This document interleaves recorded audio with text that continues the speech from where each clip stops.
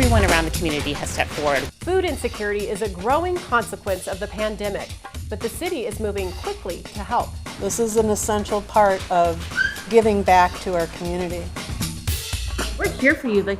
You're not alone in this pandemic. Other organizations are also pitching in, providing meals to those in need. We should try to share everything we have and recognize the humanity of every single person.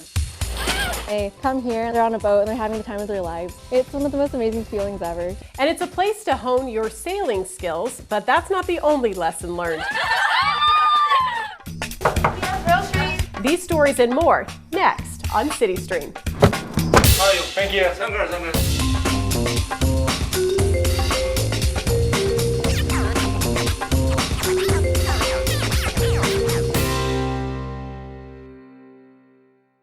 Hello, I'm Nicole Sanchez. Welcome to another homebound CityStream. I'm coming to you from my living room. As the state begins to reopen, more people are returning to work. That's encouraging news since jobless numbers are so high and the need for public assistance is great. In Washington state, food insecurity now affects more than 1.5 million people. In Seattle, Mayor Durkin and various city departments, including Human Services and the Office of Sustainability and Environment, have funded food access and nutrition for seniors and those dealing with homelessness. When COVID-19 hit our city, immediately we started thinking about all the people who were going to lose their income. Everyone can understand that once that paycheck goes, you're thinking about where's your next meal going to come from.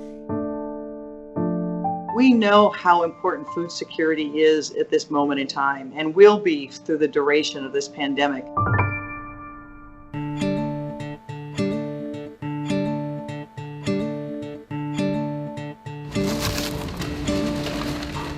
Mayor Durkin wanted to get benefits to people immediately to make sure that they had food on their table. So we launched the Emergency Grocery Voucher Program.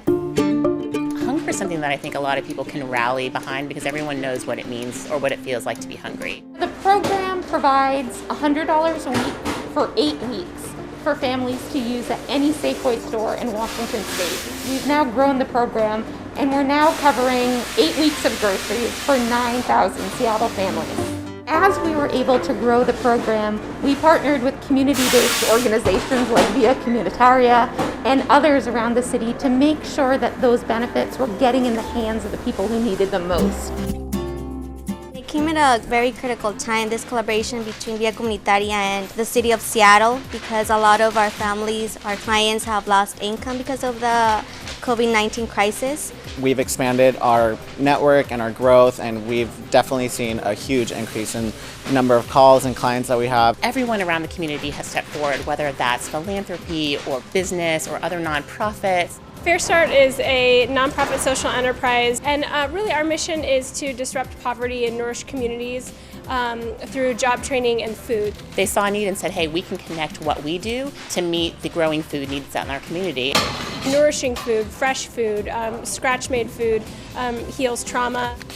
We're serving anywhere between 7,500 and 11,000 meals a day, just any given day of the week.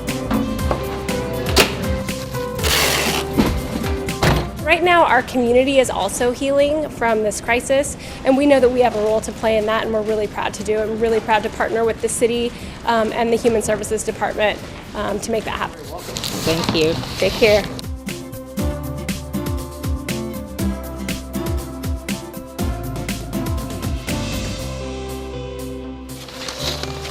The Senior Center was able to pivot and say, listen, we've got people who are going to go hungry if they can't come in to get meals. And so they really rallied support to get volunteers, to get to-go boxes.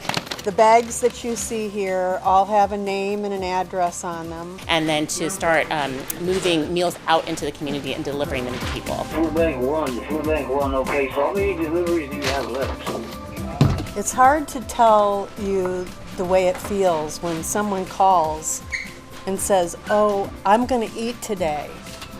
And we really appreciate it because I didn't eat for the last 3 days because I'm afraid to leave my home. It's really essential. This is an essential part of giving back to our community.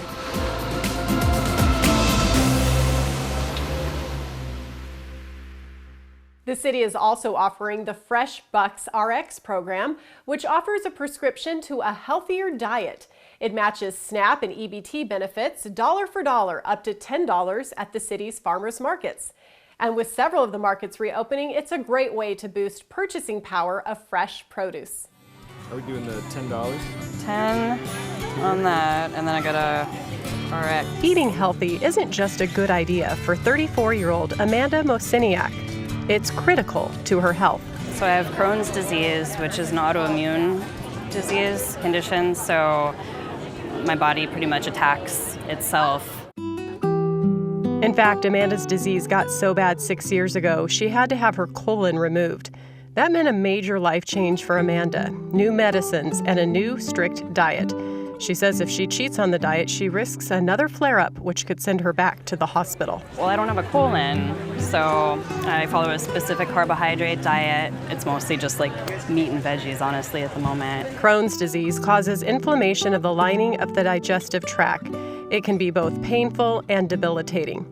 Amanda says she's unable to work because of how severe her condition is. And as a single mother, it's not always easy to buy healthy fruits and vegetables. Hi. I need some spinach or sorrel. Ooh, you want sorrel? Sorrel. That's his #1 request. But thanks to the recent expansion of the Fresh Bucks program to Fresh Bucks RX, her doctor can write her a produce prescription. It's a $20 food voucher that can only be used to buy fruits and vegetables. She can use it each week at participating farmers markets or farm stands. When I'm not following a diet, I'm really sick, and I'm really sick anyways, but I totally feel the difference when I eat, according to my disease diet. Fresh Bucks expanded to the prescription program for healthy produce in 2016 and originally included 2 hospital systems, Odessa Brown Children's Clinic and Harborview Medical Center. The program is administered by the City of Seattle and is a partnership between the hospitals, along with Seattle and King County farmers markets and farm stands. The reason we wanted to do it was, one, really food access, bringing people into the market, getting kids the opportunity to have that nutritional, educational, fun eating experience, but also it does increase sales to farmers. So our mission as an organization is increasing small farm sales, supporting the local food economy, and this program is just fantastic because it does both of those things. It feeds people who need food, and it also helps our small local producers. Patients redeemed close to $11,000 of Fresh Bucks RX the first year of the pilot. And because it was so successful, the program is expanding, adding 3 more health providers to the program: Neighbor Clinic, Kaiser Permanente's Rainier Valley Community Clinic, and also their Capitol Hill WIC Clinic. Public Health Seattle King County will also be joining the program in their WIC clinics. Fresh Bucks RX program really aims to look at prevention. So food insecurity alone is a factor in a lot of health conditions. And so how can we provide people fresh fruits and vegetables so that we're preventing them from getting other chronic health conditions into the future? And no matter what the health concern is, medical experts say eating more fruits and vegetables is important for any health condition or anyone who wants to stay healthy.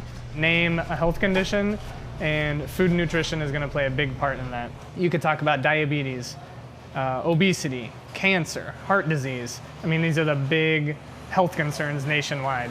Farmers say they look forward to seeing the program expand since it's supporting their business while allowing them to provide healthy fruits and vegetables to more people. They know their product is literally making a difference in people's health.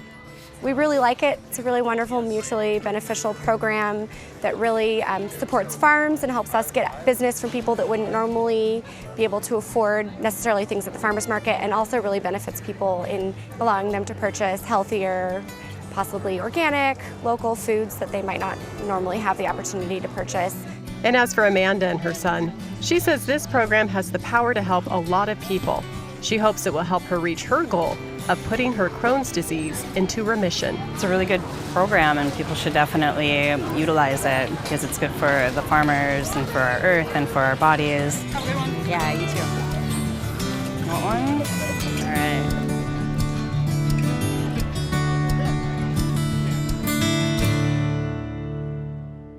For now, the U District and West Seattle farmers markets are back in business. The Columbia City and Capitol Hill locations will reopen soon. For more information, go to seattlefarmersmarkets.org. Next on CityStream, COVID-19 forced the closure of many programs helping the homeless, but not this one.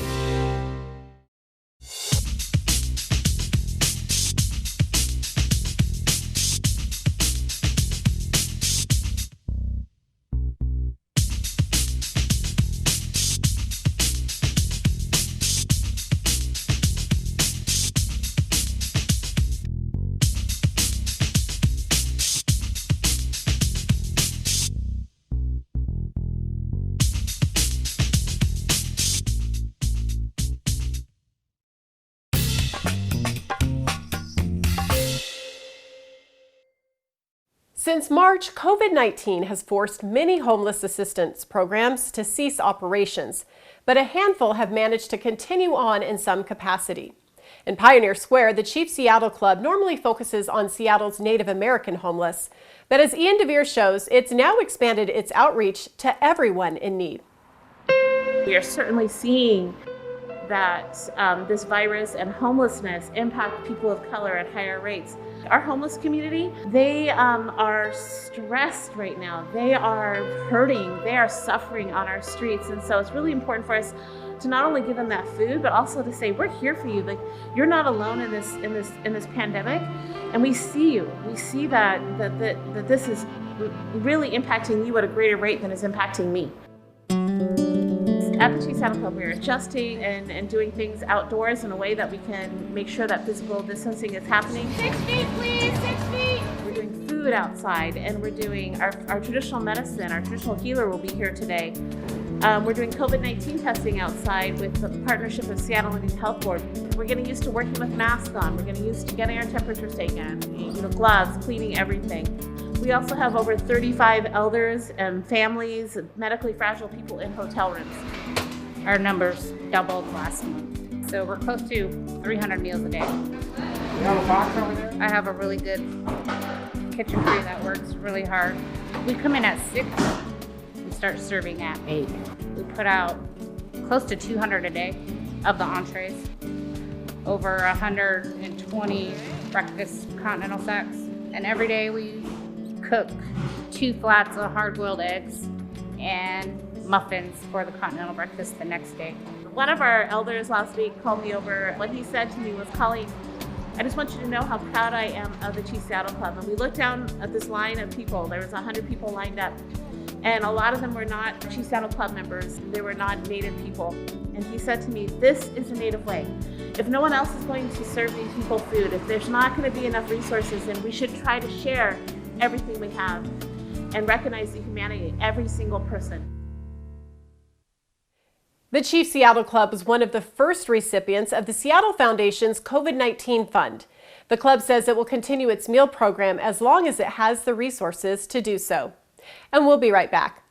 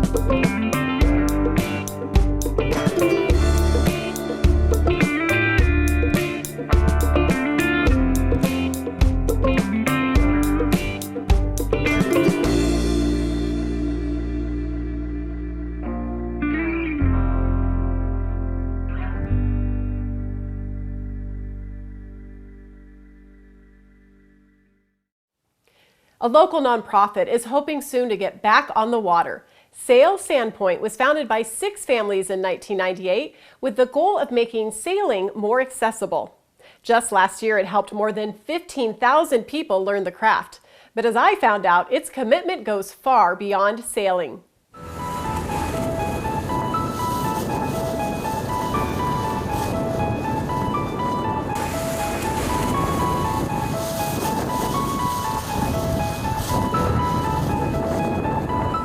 Leah Rapovic loves sailing and science. The 13-year-old from Shoreline is part of a special week-long day camp called Sailing into STEM. It's inspiring me, and I'm really into math. I think math is really interesting.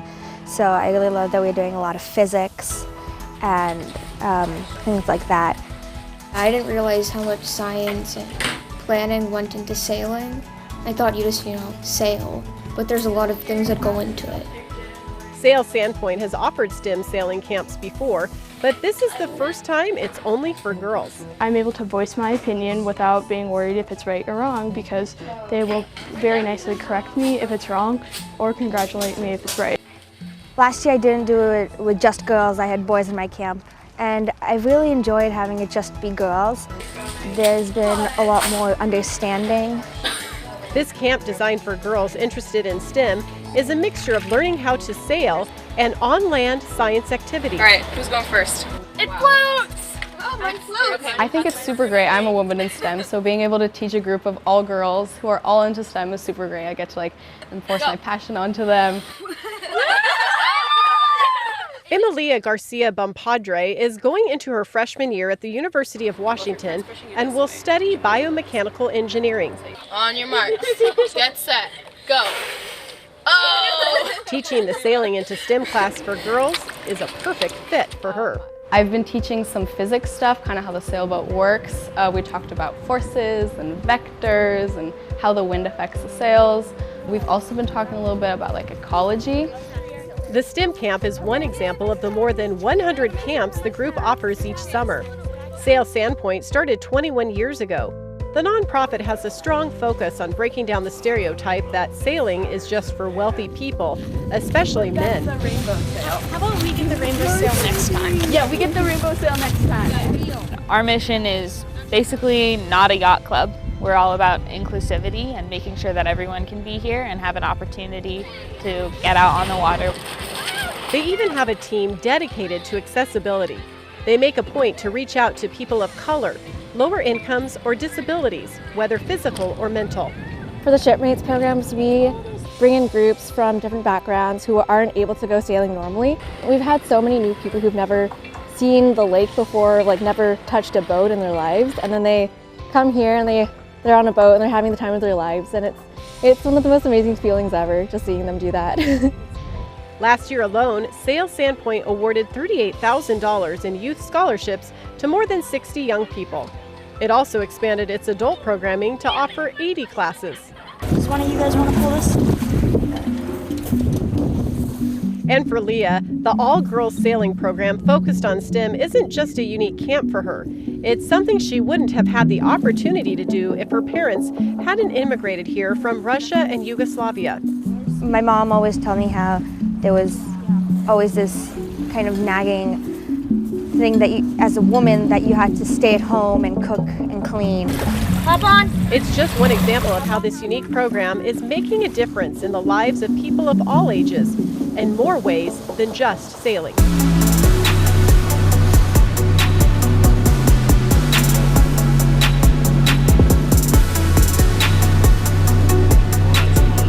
In the U.S., there's a whole new possibility of learning whatever you want to do. You could go into medicine, you could be a teacher as a woman, and I think that's really empowering.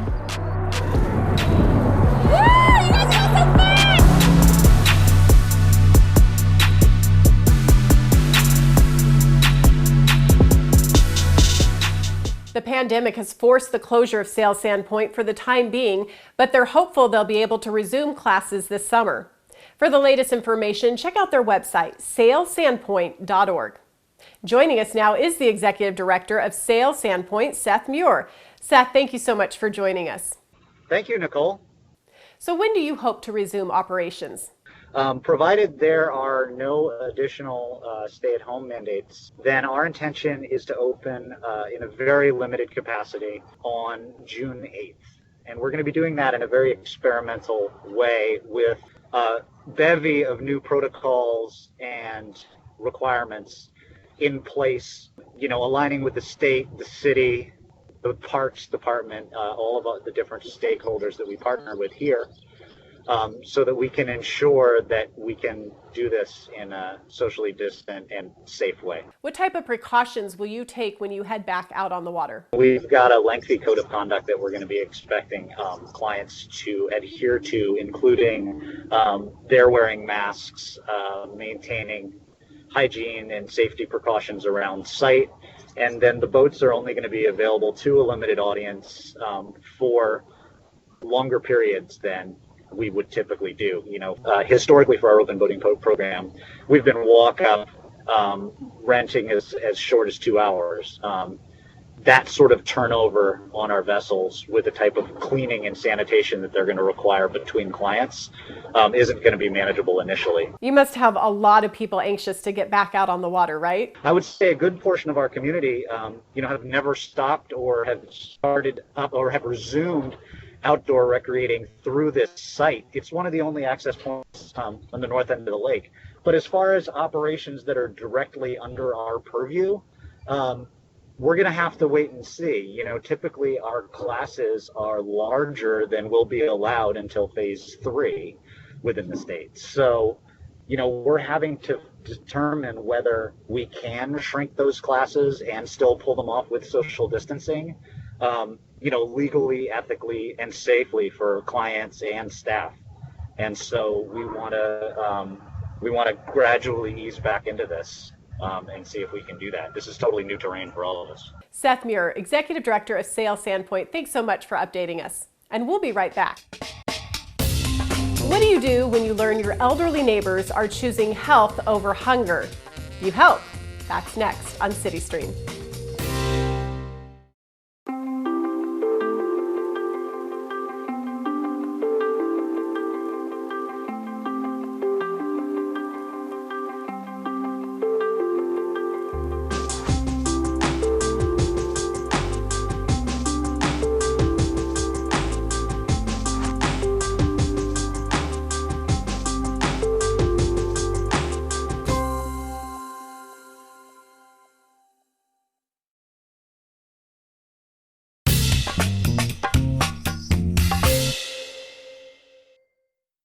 The pandemic has led to dramatic changes in all our lives, more so for those with an active substance abuse disorder. Counselor David Anderson of Hazelden Betty Ford offers a simple thing you can do to help your loved one struggling with substance abuse.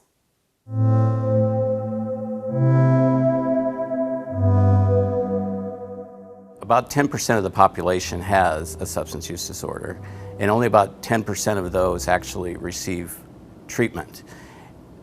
Which means that right now we have a lot of people who are at home who have an active substance use disorder, who are under more stress than usual. And due to the request to stay at home and limit contact and social distancing, we have families who already have a lot of stress, who now have more stress. It's important for people that have a loved one in a controlled fashion, in a manner where it's not too explosive, and when the person is sober, just to say, I'm just not as comfortable around you when you're drinking or when you're using. Some comment like that. It doesn't have to be any more than that. It doesn't have to be prolonged comment. It's just a comment. Those comments really stick with people. It really shows the power of when people say things in a loving way to someone who has a substance use disorder.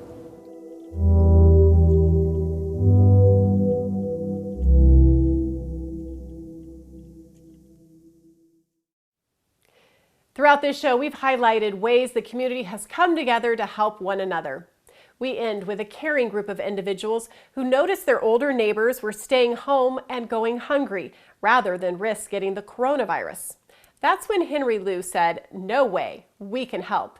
So he did. Producer Randy Ing shows us how. Many elderly didn't want to leave their apartment units, which is why a lot of the street is very empty. So we noticed this barrier and we wanted to provide a solution to it. And we started delivering groceries about 4 weeks ago. Let's get about 60 in here. In the first week of making the delivery runs, we bought 15 grocery bags and provided them to the elderly that I've been working with before all this happened. And then Taga. And so from there, I've gotten into contact with building managers and other residents in other buildings, and they said they want the same thing. So I was like, you know what? Let's do it. 15 first week, 50 the next, 60 the next, 300, 800, and now we're looking at 1,000 today. Groceries! Groceries! Thank you. You're welcome. When I first started this grocery delivering project, I saw that there was a lot of opportunity to collaborate with not only organizations in the neighborhood, but also city departments, which is why we have the Seattle Police Department here with us today. And they came in strong with about 20 officers. It's important because right now the CID, it's in a confusing state right now because of the COVID-19. So we've been trying to do everything we can for them and for the community. How are you doing? Good. I've seen more people coming together. I'm talking about small businesses. We have restaurants who wanted to donate. And we started working with a wholesaler that's providing us all this produce, fresh vegetables, gloves, rice, all at a discount. And for some items, they're even donating. So from my perspective, all I see is, a lot of good intentions, a lot of great action, and people just coming together. Thank you. Yeah, for you. Thank you. Yeah. For the first time in a while, I feel like this community is all about partnership, and when the community needs help, the community will come forward to help each other. Thank you. Thank you so much. And that wraps up this episode of CityStream from my living room. If you'd like to learn more about the great shows on the Seattle Channel, visit our website, seattle.gov, and click on Feature Shows. I'm Nicole Sanchez. Thanks so much for watching.